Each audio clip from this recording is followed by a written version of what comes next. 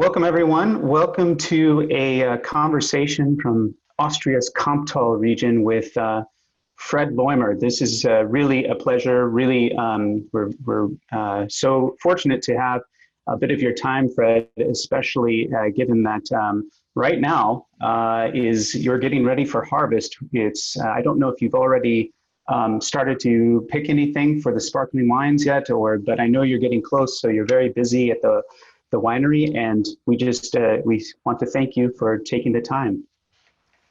Thank you for inviting me, and thank you for giving me the chance to do that. And yes, we're not really busy, to be honest. So we have a later year, later as the last years, but we are really in front of picking because we will do tomorrow Verchu, which is 3 weeks later as 18. So in 18 we did that at the 2nd of August. And this year on the 19th of August, and that's very similar what we are focusing in 2020. So a regular year as a new these from the past, and mean past 20 years maybe. So it's very, very hopeful that this will be a great year. Looks so far. Good. I'm happy to hear that. I'm not sure that was really a proper introduction, but Fred Loimer is one of the leading producers in not only the Kamptal region, but in Austria, in the Danube River Valley, the Kamptal region known for Grüner, Veltliner, and Riesling, although Fred is a master of many varieties. Beautiful Pinot Noir is produced here, some experimental wines with maceration on the skin, so some orange wines, but for me, always one of the top producers of Grüner Veltliner and Riesling. So thank you again, and I did want to ask you about the 2020 harvest because we want to talk about your methods or your philosophy in the vineyard. And so I thought maybe that's where we could begin. If people don't know, Fred Loimer is also one of the leading producers working with biodynamics in Austria. A very important part of your philosophy is organic farming and biodynamics. But maybe, Fred, we can expand on that a little bit. Yeah, we're doing biodynamic here in Kamptal, close to Danube, near Vienna, since 15 years now. So we start thinking about doing biodynamic in 2003, but then it took a few years to find someone who could help us and also convince some colleagues. And in 2005, it got real, and in 2005 we started to do lessons to learn in theory, and in autumn in 2005 after harvest we also started in practice. As you have seen the picture, this is one of the very first begins of our work, that's composting. And this brings me to a few really key concept of biodynamic farming. Most of the people know about the preparates, about the moons, the cycles and all that. This is of course also biodynamic because this is nature. That's the way nature is working. But in farming, there is one concept which is for me in the center of everything, and this is called the farm individuality. And that means that you should work with your own resources and not buying anything from the outside. And especially for the fertilizers, that means the own compost made from own organic material, plus we don't have so much animals, so we only have sheep so far, but we have access to animals, and especially for the dung from the animals from the region. So everything around 10-15 kilometers. And so our fertilizer is an own production from the region, and that's I think very important when you talk about appellation wines, when you talk about wines coming from a place.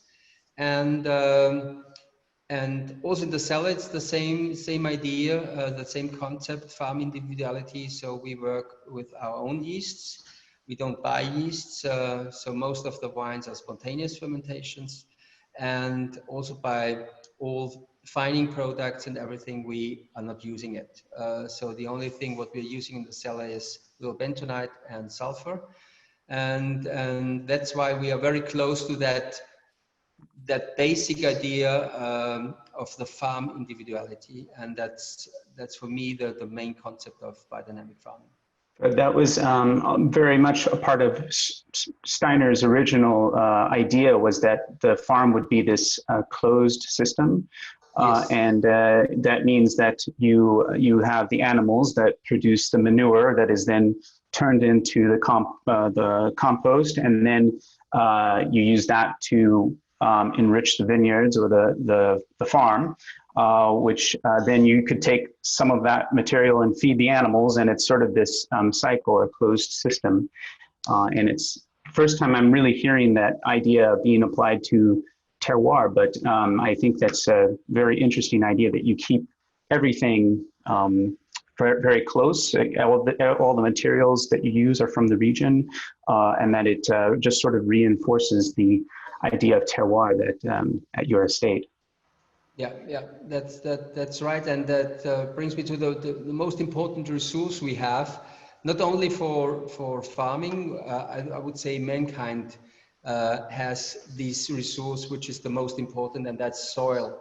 And soil is the same as we are doing our farming. It's composed by animals and plants, so it's pure life. We are walking on pure life of millions of years. And the respect for that is very critical and very, very important. And with the way we are using fertilizers, and we use our green cover of the soils to protect all these life, because in a lively soil there's more life inside as above. And so that's the most important resource, and you have to respect that very much. And for people that might not know, this idea of biodynamics, it comes from Steiner, Rudolf Steiner, an Austrian who in the 1920s gave a series of lectures about this whole idea of farming in this way, this very ultra-organic way. And there were 9 preparations, 7 of which are applied to the vineyard or the farm through compost. And then what most people more are familiar with is the teas that you make, the sprays and things. Yeah, that's of course a part, and these preparates. The idea of the preparates is to balance everything, because a balanced growth is important to get healthy plants, healthy wines in our case. And the preparates help you. So there are compost preparates. This is tea, but the compost preparates are helping to make the compost even cleaner, and the field preparates. These are the preparates, the most known preparates made in cow horns. They help to balance the growth. Of course, it's not easy to measure all these things, but it's quite easy when you get experience to see their influence. And when you walk through conventional farmed vineyards, and when you walk to organic farmed vineyards and biodynamic farmed vineyards, you will see the differences in growth, how the grapes look like, the color of the berries, all that. We get earlier physiological ripeness, and there are a few things which can make this influence to see in the field. Yeah, and so we saw that what you do is you take these ingredients and you make this sort of tea, and these need to be dynamized in for these 2 preparates, the 500 and 501, which is the stirring that you see pictured here.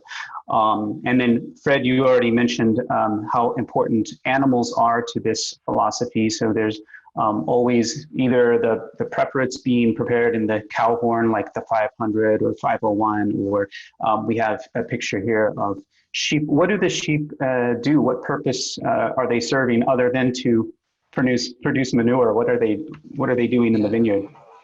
You know, as I told already, nature is working only with that combination of plants and animals, and the soil life is built out of that, the combination of animals and plants, and we work with sheep in the fields. Because first they clean everything after harvest, so you can't put them in before harvest. They would harvest it very quickly, quick as you can do it. But after harvest, they are very helpful because they clean everything, and they leave, of course, the dung, and so you have a nice combination of plants and animals and soil. Then they help us to build up biodiversity, because one of the biggest problems in farming with all the machines, and we also use tractors, of course, and one of the biggest problems in farming is the monoculture, and the monoculture is a problem when you look to biodiversity. And so what we try to do is to do everything to create even more biodiversity, because when you drive always with a tractor, you get your soil cover more to grass, because the fine seeds of the herbs have no chance to see a soil and get contact to soil, and so they can't grow in the next season. But with the sheeps, they are eating the fine herbs, they're eating the seeds, and the seed is then in the dung, and the dung get contact to the soil, and so you can create a better biodiversity in the vineyards. So they are very helpful in that. And they have a soul, of course, and they bring the soul life in, which is, you see it when you walk through a vineyard when the sheep are in. It's a very nice scenery. And I should have mentioned to everyone that's on the Zoom webinar with us today, if you have any questions at all for Fred Loimer, feel free to type them into the Q&A, and we'll see if we can get Fred to answer them live on air. Just to kind of wrap up this important part of your farming philosophy, biodynamics, you're also a founding member of this group, the Respect group, which is a certifying body for biodynamics in Austria, isn't it? Yes, so it started more as learning classes. So, you know, when we changed to biodynamic, it's not so easy to get information about that. Of course, you have Demeter as an association worldwide. And they also have consultants, but we were searching for some consultant who is really much in practice, and with these he was American. He helped Joseph Phelps to change to biodynamic, and then Birklin Wolf. So Andrew Laurent, he died 2 years ago, but he was really a great teacher. And to learn it really much in detail, we founded two groups, one here in Langenlois, so close to Danube, and one in Burgenland, close to Hungarian border, around Gernot Heinrich, the Panobile group. And with these two learning groups, we created after the first year, an association, which is called Respect. And the first idea was only to get everything fixed in a better way. All these seminars we did. But the second idea then was also to use that as a certification body. And since 2009, there are wines on the market certified as Respect Biodyn. We didn't join Demeter because we were such, you know, a group of friends, 13 people in total at that time. And we feel really comfortable in that group because we were only wineries, and all these wineries are really wineries with high quality. And so we said, okay, let's stay on that. Respect should certify in the future only wineries with a very good quality, and also the people behind, they should fit to the group, because we meet twice a year and talk about really every detail, and so it's very important that you know each other, and be a kind of friends. And I see that there's not only producers in Austria, but also in Germany. One excellent producer in the Südtirol, Manenchor, is a member of this group. So it is a small group still, but spreading and growing, I guess, is from what I can see. Yeah, we did that step to Germany a few years ago because of a friendship with Philipp Wittmann and people around him like Christmann and Reipholz, Werheim, Busch, and now the Fusser brothers. They're joining us and they really brought in a lot to the group, because it's always good when you have different regions and you get an idea of their problems in farming, because when you do biodynamic farming, you have very, very big differences from region to region, from vineyard to vineyard in a region. You see really how the soil, how the place is working on a certain place. To wrap up our discussion about biodynamics, Linda Tetrolt is asking, in your experience, how does the cost of biodynamics compare to conventional farming? So what are the biggest differences in expenses between conventional and biodynamic? The biggest are the labor costs. We need much more people, and we have to do especially the vineyard work very much on time. So one of the most critical times in year is bud break up to blooming, and then 2-3 weeks after blooming when the berries start growing. Because when you get infections in that time with mildew, for example, you can lose your whole harvest, and that's why we have to be very, very quick at that time and need a lot of hands in the vineyards. We need same amount of people as we use then for harvest, so there's no difference.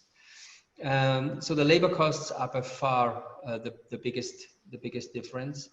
And then it depends, of course. You can't say biodynamic is double or 3 times because this depends very much in how is a conventional producer working, how is a biodynamic producer working, what is your yielding, how much grapes do you get from a hectare.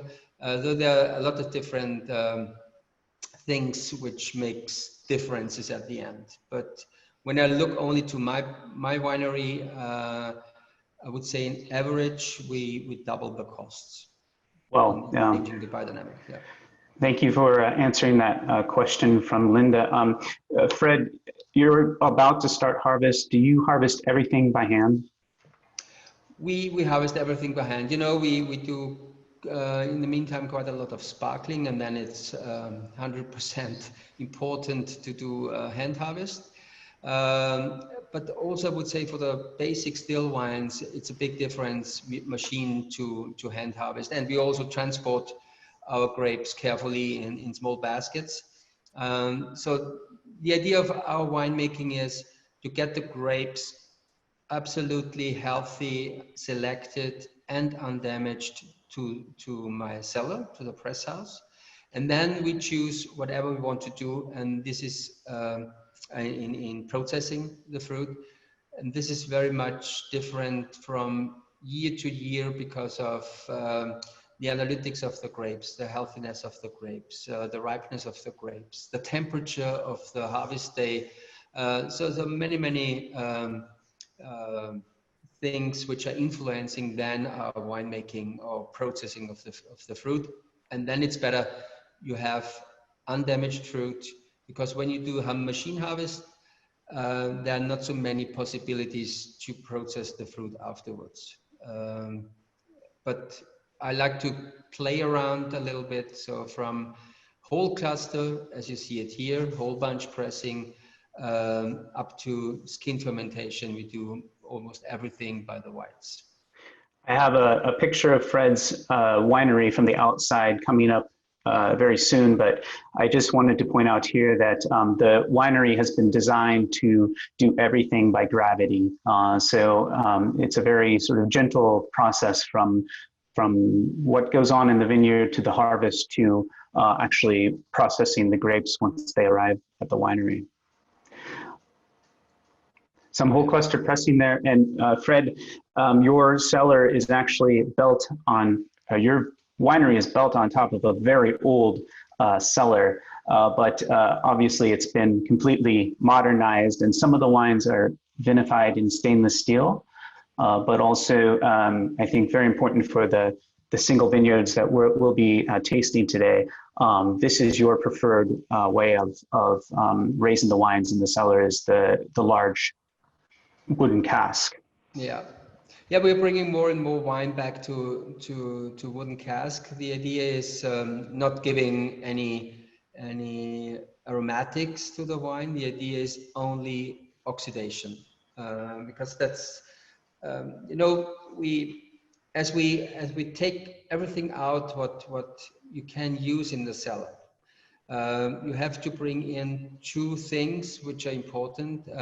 One thing is time. It's the absolutely opposite in cellar, the time. So in vineyard, it's critical. You have to be quick. In cellar, time is the best helping hand. So it's your partner. And the second thing is, as we do spontaneous fermentation with a high amount of sediments, you always have a higher risk of reduction or aromatics, which are maybe not that beautiful at the beginning.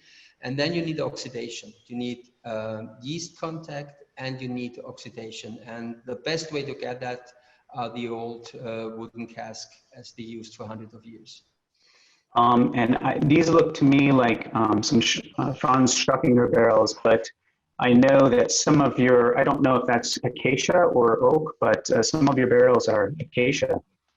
Yeah, we have a few. The majority is oak, but there are a few acacia. The idea was acacia was the material, the wood they used here in the region in the past, because it's growing here. Also oak is growing here, and today we only work with wood coming from region, meaning Austria, and not only our place but Austria. And acacia is very different to oak. Acacia is sweeter. But it's, and then that's why we thought it might fit better to our whites. But acacia is also very aromatic. So we are very carefully, today we're very careful in using acacia. So we switched more back to oak. I see. I think you once told me acacia, it brings sort of a warmth to the wines there, a softness or warmth. I think it's how you described it in the past. Yes, as the wood is sweeter, then you get that different palate feeling, warmness. But warmness is something you always get when you make wine in wood. It's very easy to see when you compare it to stainless steel. Stainless is a cold material, but very clean, and that's why you have very clean, fruit-driven wines, fresh wines when you work with stainless steel. And in oak, you get more depth, you get structure, you get more layers. So very, very different. And this everything together brings a kind of warmness on the palate, and this you get really, really nice in these neutral casks.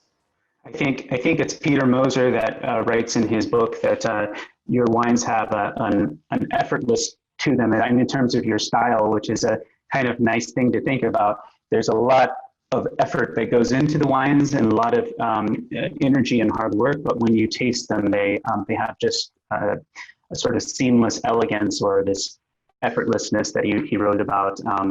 I like to think about your wines like that in terms of your style. I didn't read that, but yeah. Thanks, Peter. We do want to do some tasting with you today. This is I love this picture when you bought the old cellar, which is very old, and you built your new modern winery on top of it was that in the 1990s still?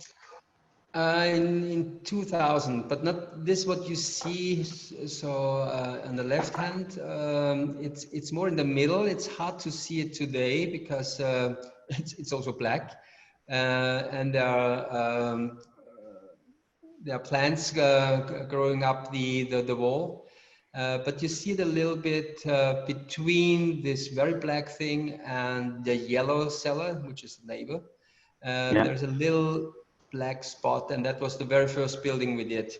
So I got the chance to buy this old cave. We have seen the picture in 1998, and in 99 we start with the construction, and in 2000 we built this little black spot, which is our tasting room and office and all that.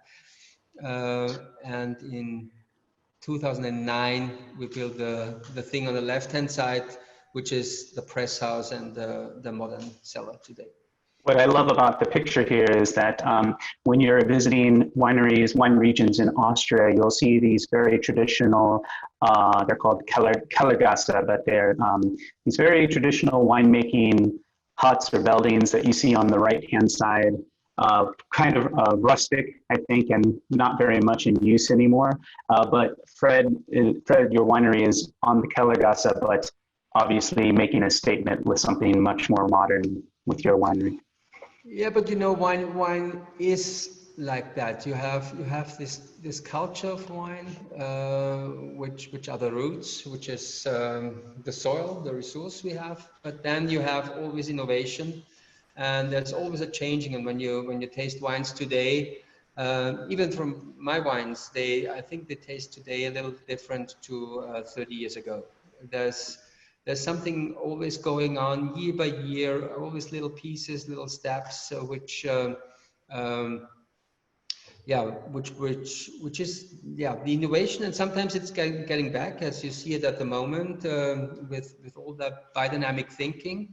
A lot of people quit these believing in measurements and believing in chemicals and helping hands. And they move back to nature in a way and try to deal with nature. And also the wines today, we do very much on that idea. So nothing from the outside, everything from the own resources. I've never tasted wine like this from you, but if you read really old reviews, maybe 30 years ago, the critics are writing about power and richness and exotic, ripe flavors in your wines. And today they're just so different. They're so elegant and effortless. So it must have been a very big change in style. Yeah, you know, when I started around 90, 88, 90, we were searching. We are a cold climate region, and we were always searching for ripeness. That was the main work in a way, to get sugar ripeness, because it was not so easy to get 12.5 alcohol, and today it's very easy, and so we are searching for something else, and especially the movement in Austria from they were quite light and elegant in the very past. So the majority had maybe 11.5, 12 alcohol, and good as acid. And then it moved to more and more body. And so that was the way also we were going. Powerful wines. And then there came some years like 92, the very first, when you look to Austrian wines up to 90, 91, they were a little lighter, and in 92 they made a jump, and this was because 92 was, I would say, one of the very first warmer years. 83, but then 92 very much, and it was very easy to reach 14 alcohol, even by Rieslings, and what happened afterwards is these wines get points, and you know that sometimes it's important to have good ratings, and so all Austrians try to do that also in the next years. But then there came 93. It was not so easy to get that sugar ripeness, and then people start to work also with a little bit of botrytis. So it was always the searching for power. And then there came 98, and 98 for me was the turning point, because 98 was a very nice warm year up to end of August. And then on the 1st of September, it started raining, and it didn't stop up to second week of October. And when we start harvesting, we had a lot of botrytis already. And so we start dealing with that. And the alcohol moved up, but I didn't like that anymore. And so in 99, we start going back to elegance and lightness. Yes, you know, that's what I think of when I think 98. I remember tasting some great, incredible sweet wines from Crocker, from Alois Crocker. So it must have been a very good year for botrytis, but and it came up in your wines also. Fred, because some people may not be as familiar with Austrian wines, and some people will be checking this out on YouTube. So I just wanted to explain quickly where we are on the map. This is about, well, first of all, we're in the eastern part of Austria, but it's about an hour and maybe an hour west of Vienna, along the Danube River, and you get into this region, this Danube River Valley region, where there's three wine regions close to one another: Kamptal, Premstal, and Bacal. And of course, Fred is in the Kamptal region. And you can see from that map, it's a little further away from the Danube River. And it's a little more of a wider open valley than the Premstal or Bacal. And it's named after this river that runs through the region, the Kamp River. And that's the village of Langenlois, I believe, yeah? That's Tübingen. That's Tübingen. Sorry. That's Tübingen, and Tübingen is beside Langenlois and Gobelsburg is Tübingen one of the most known villages because of the Tübingen Heiligenstein, which is the most known site in the region and maybe in Austria. So here's a great map that shows that the main town of this region is Langenlois, which is where Fred's winery is located, and that shows some of the other villages. And we can look at some of the vineyards in just a moment, but you have the Heiligenstein would be kind of the right side of the River Kamp, where you would also find Ried and some very important famous vineyards. But most of your vineyards, Fred, I believe, are on the left side of the Kamp, looking at this map. Most of the vineyards are left, and also left from Langenlois. We start searching more and more for vineyards going up more west, because the region, as you can see it, or you can, maybe you see it on that map, is climbing up in altitudes. So Langenlois is on 200 meters, but the highest vineyards in the west and north are on 420, 430 meters. And this year we were lucky enough to get 4 hectares on 400 meters, which are not planted at the moment. There's just one which we are using for sec, because we are also infected by climate warming, of course. And so we are searching for cooler sites. That's why the majority of our vineyards today is around Langenlois and left side of that. But we also have Heiligenstein, and we have also some vineyards in Gobelsburg, as you see right from Langenlois. So we are around the town. Fred, at 400 meters in the Kamptal, I didn't even know there were vineyards 400 meters up, but is that Vogelsang, or which vineyard is that? No, Loiserberg and Berg Vogelsang is on up to close to 400 meters. There are some other sites more west and more west of Loiserberg and Berg Vogelsang on these 400 and 420. But more on that altitude are around a little village called Chilton. It's 6 kilometers from Langenlois, and not really known, of course, but very, very interesting sites. Yeah. And then, Fred, I wanted to explain to everyone the way that you organize your production. And I think most producers in the Kamptal region are doing the same thing. Is it's all about the origin, and the more specific the origin, in theory, the better the wine. And so at the basic part of the pyramid here is called Gebietswein, or regional wines, right? And so for you, this would be something like the Lois, which you're very famous for here in the U.S. Yeah, that's right. So we have an appellation system here in Kamptal since 2008. Started at the beginning, like some other appellation systems here in Austria, with a classic and a reserve for the region. But at that time, still with the idea of it has to be a dry wine made from Grüner, Veltliner or Riesling. So you get a clear idea what you will have in the bottle when you see Kamptal on the label. But in 14, because when you do a classic and reserve, and the border was a time, so it has to be aged longer, and alcohol, then you have a combination of sugar thinking and appellation thinking. And in 14, we changed that.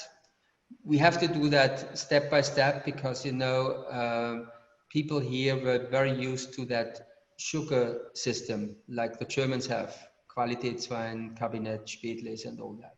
And when you move to an appellation system, you have to do that step by step and carefully, because you have to take all your colleagues with you. And in 14, we changed that to this system you see here now, which you know from Burgundy. That's the most famous example, but also the Germans are going in that direction with the BDP group. Mm-hmm. And we're doing that on an official level with Kamptal DSC, the regional wine as the basic wines, the village wines as the better wines, and the single vineyards or Riedenweine. Ried is the Austrian definition and word for cru or single vineyard. And these are the best wines. And on the very top end of that pyramid would be the classified Riedenweine. But this is then a private association like the VDP, the Österreichische Traditionsweingüter, where we are a member of, and the best Rieden are classified as Erste Lage at the moment. Well, Joseph is asking about the influence of soil and how it influences the flavor of your wines. So, Fred, I think what we should do is taste some wines and talk about that. What we're focused on today are some of your single vineyards, or crus as you call them. And you have, I believe you have in your collection of vineyards, 5 vineyards that would be classified as Erste Lage or Premier Cru. Is that correct? 5 of them? It's now 5. So we have Loiserberg, Käferberg. So Loiserberg is also classified now. Right. Loiserberg, Käferberg, and Spiegel by Grüner Veltliner. No, it's 4 now. And then you have Loiserberg, Steinmasslo, Seeberg, and Heiligenstein. So there are 7 in total. Riesling.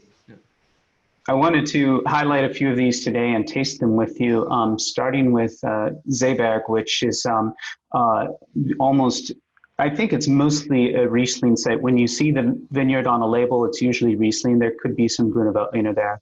But you can see where it's located on the map, sort of behind Langenlois. But here's a picture of the Seeberg. And this, we should probably say, Fred, that usually where there's a deep soil in the Kamptal, it tends to be more of a Grüner Veltliner site.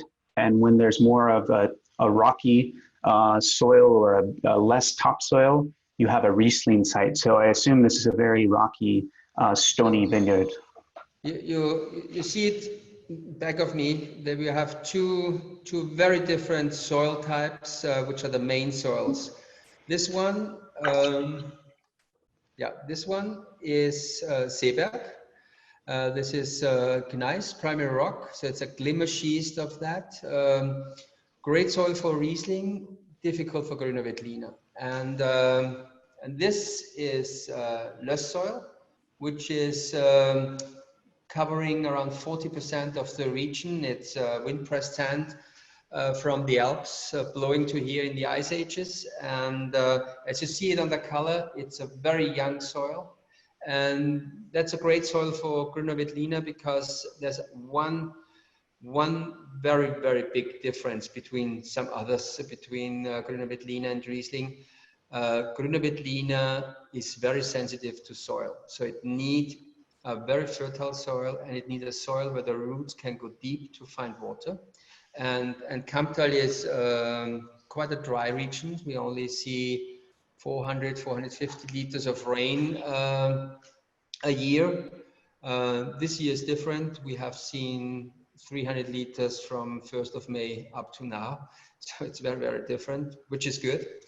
And Riesling can work with these poorer soils, with these very dry conditions, as you see in the back. Where only 40, 50 centimeters of brown humus soil is on top. And that's the place for Riesling, because Riesling has one sensitive thing. This is sensitive to botrytis at the end of the season. When you have a rain, when the grapes are ripe, it can be very quick that you see botrytis. And then it's important that the soil is well drained, and this you find in these glimmer schists. And Seeberg, as you see it here, is a little cellars on top. Is not really a steep and spectacular side. There are some steeper terraces at the beginning, as you can see. But the greatest thing on Seeberg is that soil, is that glimmer schist. It's a material which is rocky, but it breaks very easy, schist, and so the roots can go deeper, and the wines get very, very characterful there. And the site is one of the warmer sites here in the region. It's facing southwest, and you know the west side, the west facing sites are the hottest sites in the region, in Europe.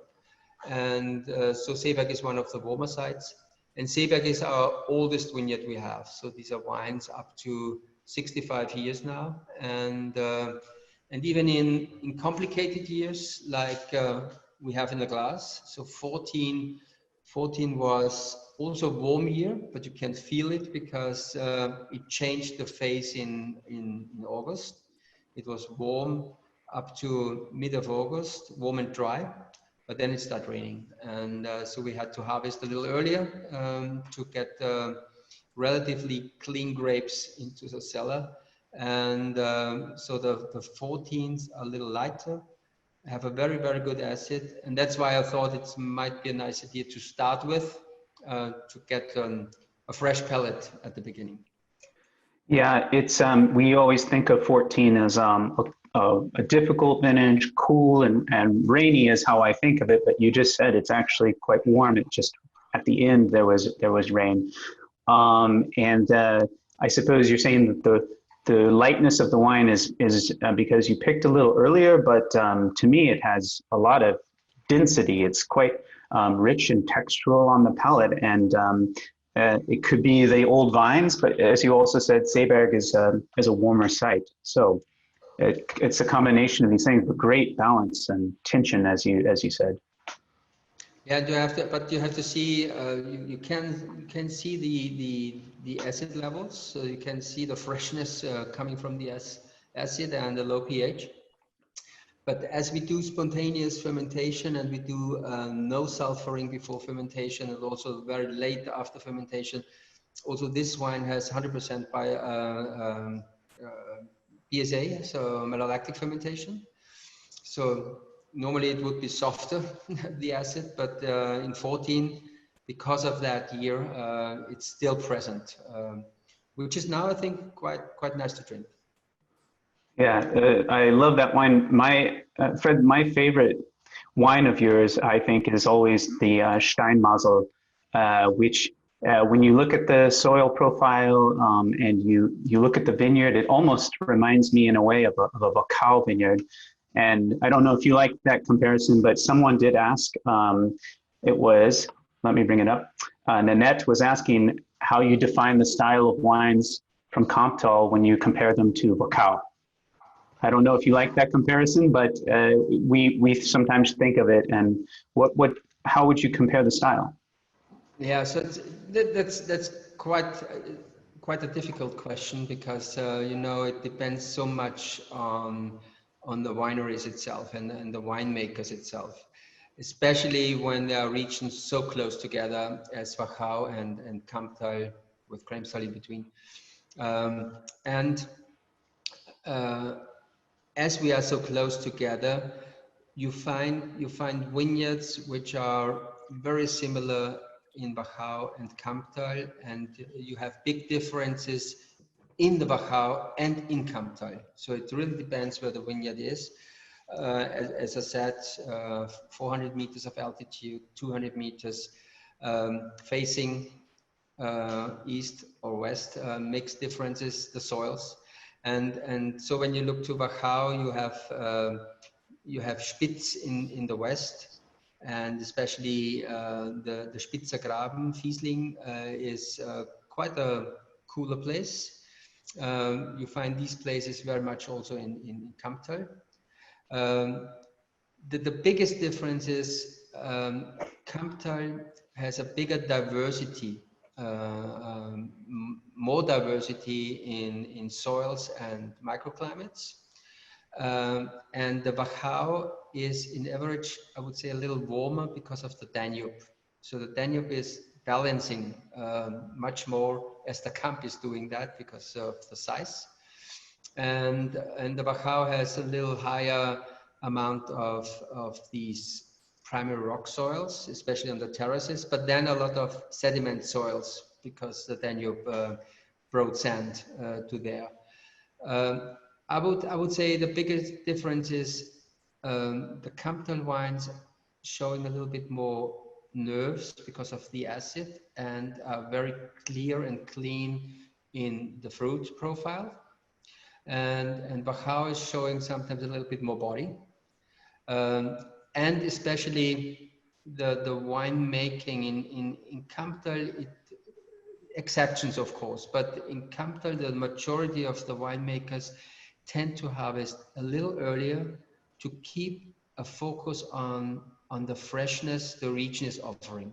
You know, we are close to these cooler climate region called Waldviertel, only 20 minutes or 25 minutes from Langenlois to the west is one of the coldest spots in Austria. So the coldest spots of Austria is close to our region. It's not in the Alps, it's close to here.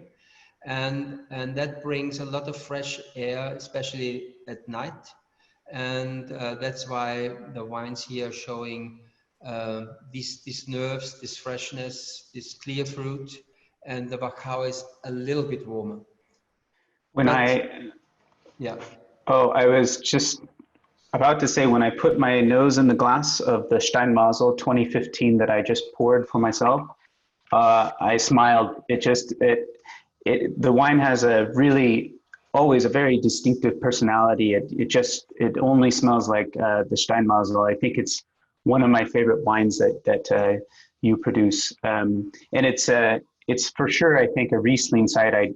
Is there Grüner Veltliner here at all in the Steinmasslo? You know, this is all over the region. That there's always a mixture between Riesling and Grüner, but there is a direction of, and Steinmasslo, there's for sure the direction to Riesling, and some other sites there's a direction to Grüner Veltliner. But you find also in Steinmasslo you find Grüner Veltliner, because you find on Steinmasslo something which helps the Grüner Veltliner. This is this here. So Steinmasslo, the name is offering stones, and muscle is the tool you work on stones, and that's why you could think it should be rockier. But what you have on Steinmasslo, these are sediments of the prehistoric sea. So this is red clay, and these white spots is pure chalk coming from Löss, which covered everything. But with rain and erosion in some parts of the region, the Löss disappeared again. But the water brought the chalk deeper. And this is here in Steinmasslo very much higher chalk content and sediment layers of the prehistoric sea over the rocky soil of gneiss. Yeah, it just it has great complexity on the nose. It's very, very mineralic. I always love this wine, and the 15 is it has. I mean, it was a warm vintage, but again, there's just excellent balance here and freshness in the wine too. So, love this wine. Yeah, that's the great thing on the Campbell region. Even in warm vintages, you find enough freshness at the end. Depends, of course, a little bit on picking time, and this is something which changed with climate warming in the past. And I mentioned it before. We were searching for sugar ripeness, and today we are searching for the right picking time. Very different situation 30 years ago to today. We want to taste also some Grüner Veltliner with you, and I think where we'll start is with the Käferberg. It would mean Beetle Hill. I have no idea to this day why it has that name. And Fred, do you know? To be honest, no. I heard one story that the kids from the school here in Langenlois in the very past, so talking about 60 years ago, but the name is much older. They were asked for helping against the little beetles coming only in May, the May beetles. I don't know. We call it May beetles. I don't know if you know that. It's like a ladybug. I don't know if it's the same, but relatively big. Oh, okay. And they can damage the leaves, so can eat the leaves. So they can be a problem. Not today, but they can be a problem. They have a circle of 4 years, so living in the soil and then coming up as a beetle. And one of the older people here in Langenlois, he told me that story that they have to go during school to Käferberg because there were always so much of these beetles. Wow. Maybe that's one of the stories, but the names I'm not quite sure, because the names of these sites are 500, 600 years old. So this is nothing from the last 60 years or 100 years. This Right. is very, very old names. You'll find that in books here in the town. Yeah, and I should have a better handle on the Käferberg. There's a very old picture. I think this is 2008, but I'm still not 100% sure why it has this name, but also what is the identity of the Käferberg? It's, for me, Steinmasslo has a very clear identity. Heiligenstein, we know what that tastes like. What's the identity of Käferberg? First, we have now Grüner, and Käferberg it's only 200-300 meters on the other side of the hill where Steinmasslo is. So Steinmasslo is facing southeast, and Käferberg is on top of that hill, facing from north to south, and these are also sediments of the prehistoric sea, but not with these red clay. This is Käferberg here, the second one. These are sediments of, there's more river influence. You find gravels here, you find sand and clay. It's also good for Grüner Veltliner because roots can go deeper and there's enough water. But then there's also down there primary rock. The soil is a little lighter, and I would say also the wines, even when you compare Riesling with Grüner, it doesn't show that very deepness as a Steinmasslo is showing, but the very strong character, very strong herbal character, and always a good acidity because it's not a very warm site. It's a cooler site because it's on top of that hill and it's facing northeast, which is good today. And it's quite spicy. I mean, it's too simple to say that Grüner Veltliner always has this pepperiness, but this really does have a spicy character, and it's quite dark and smoky. It has a lot of personality to me, to my palate. Yeah, I think also the spiciness and the peppery notes of a Grüner Veltliner is something which comes from, I would say, from two things. It's sitting in the berry skins. When you cue Grüner Veltliner berries, you find this herbal character, this spiciness, and it's a question of ripeness, I think. You know, when you have a year with a very balanced ripeness, like 06, for example, where we had the blooming period within 6 days, so everything was close together. Then you pick a little later, and then you maybe work quite modern in the cellar in stainless steel. I think it's impossible to find this spiciness because then you have this creaminess, this very ripe aromas. Mm. Spice has something to do with unripe, with greenness, like a Syrah, the northern Rhone, you have that spice, and also on Grüner Veltliner, you find that in years, very much in years where you have a very long blooming phase. So Grüner Veltliner is a very sensitive grape in the blooming. You can lose, and we did that in 13, for example. You can lose a lot of berries because of bad blooming. It can bloom up to 3 weeks within a bunch, and then you have unripe, ripe, and overripe in a bunch. And these are really great years to get these spicy aromas in the wine.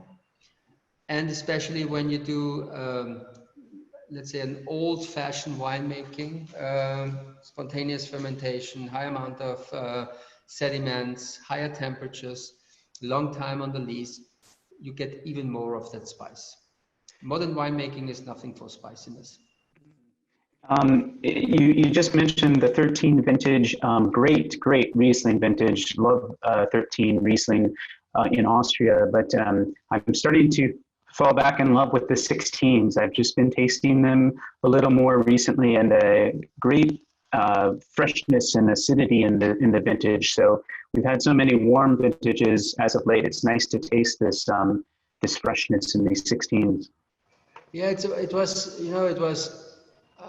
a vintage I don't want to see a second time, like 14, like 14 or some others, because we had a very bad start, late frost, disaster in some parts of Austria, Styria, for example, but also here in Kamptal, we lost by late frost around 35–40% of the vineyards. But it was very early, so the late frost was very early, so it was an early bud break. So it was a warm year in a way, but with that late frost, we lose 2–3 weeks, but then they recovered quite well. But it rained at that time very much, and so we had early infections, and we lost again fruit by mildew. So the quantity in 16 was very, very low. And when we harvested, I was not so quite sure about the vintage because it was very hard to get sugar ripeness. So the wines are showing lightness. They are lighter in style. And the acid levels were not so high. So so when you just look to the analytic, it was not so promising, to be honest. but the wines developed very, very nicely. And I like also the vintage 16 very much today, because they are not too heavy, they're not overpowered, and they show, even with the lower acidity levels as in other years, a really lot of freshness, as you said. And yeah, lovely wines today.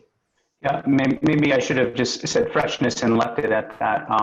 But I love these 16. We're tasting another 16 in the Spiegel, which I just poured in my glass, and you can see it's near Gobelsberg and a little lower in elevation.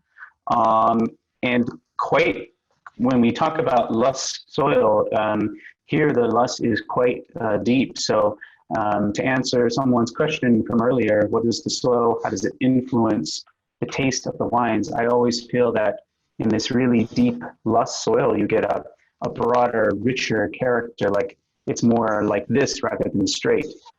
But let's taste it, Fred, and you tell us. But this is the Spiegel. But that's a very nice description. The loess soil is offering a lot of food for the roots and for the wines, and Grüner Veltliner need that. And this is loess, by the way.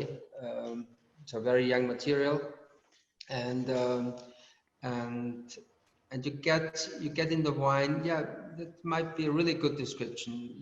They are more horizontal, and in these primary rock soils they are more vertical.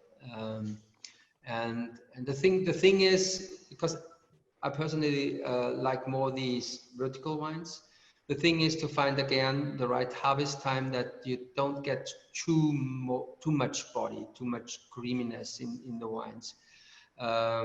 So it's very easy, and this was, as you said at the beginning, when you're reading about the description of my wines in the very beginning, these powerful wines, and these were the wines from loess soil we get first in touch, because it's easy to make really powerful wines in these soils. Mm. Yeah, rich, textural, creamy. That's how I would describe the Spiegel. There's also, Fred, one other single vineyard I just wanted to. By the way, there's a picture of some deep loess I took when we were walking in the vineyard with you. But one other vineyard that you have a small parcel in is the Heiligenstein, which is the most famous vineyard of the Kamptal. And here's my picture of it, because I think we were standing in Seeberg, and there's this frame in the vineyard, and you can look at the Heiligenstein, but it's a very steep vineyard that has a very unique soil type. Yeah. So this is the frame is on the border of Käferberg. So it's Dächern to Käferberg, and not Seeberg. You see Seeberg, not really, but the very left over these Ried. This is a very, very little piece of Seeberg. Yeah. Yeah, Heiligenstein is maybe the most known site from Austria, not only Kamptal. This is because Heiligenstein was a site which was mentioned on labels and in restaurant lists 120, 130 years ago, in a time where they normally only put village names on the label, or fantasy names, but mostly village names. So it was the Langenloiser and the Gobelsburger and the Zöbinger. These were the names of the wines. Nobody mentioned single vineyards, but they mentioned Heiligenstein, and there was for sure a reason. And the reason is this site itself. It's a hill standing alone, more or less. So always nice airflow there, and then it's an exception in soils. I said already, we have two main soils, primary rock, gneiss, and loess, and then all these sediments from rivers and prehistoric sea. But Heiligenstein is sandstone, completely different, much older as the rest. and that gives a completely different saltiness or minerality to the wines, which is very silky, very fine, very elegant, no loud wines, so it's not so easy to detect it's a Riesling because they're so fine and not loud. And it's a site where you always get high quality, even in really difficult years. The quality of the wines is relatively good every year. Yeah, no, and it's just a small parcel, I think, that you have, but the wine is always very highly rated, and it has, as you said, a very clear identity, a very distinct personality. Yeah, as my family was not in that, not based in that little village, Zöbing, we were based more west-north in Langenlois. We never had a parcel on Heiligenstein, and in 2010 I got the chance to rent a piece, 0.3 hectares, and in 16 I got another chance to buy a piece of 0.3 hectares. Now we have access to around half a hectare there on two places, but quite close together with similar conditions. If you draw your eye to the center of the screen, you see a tower there at the top of Heiligenstein. It's a nice place to climb to the top of the tower and have a look around in the Kamptal. And I just wanted to say thank you. And I see that Jody wrote, "Hi Fred," and she says thank you very much. And we've had a lot of nice visits and a lot of nice views from that tower in Heiligenstein. So. Fred Loimer, thank you so much. We went a little long, but thank you for taking the time to talk with us. And it was a great conversation. We know you're busy getting ready for the harvest, so thank you. Thank you, Jess. Hi, Jody. And yeah, have a nice day. I think you can have a full afternoon. I go to bed now. Good sleep, Fred. Thank you so much. Okay, thank you. Thank you. Thank you, Jess. Bye.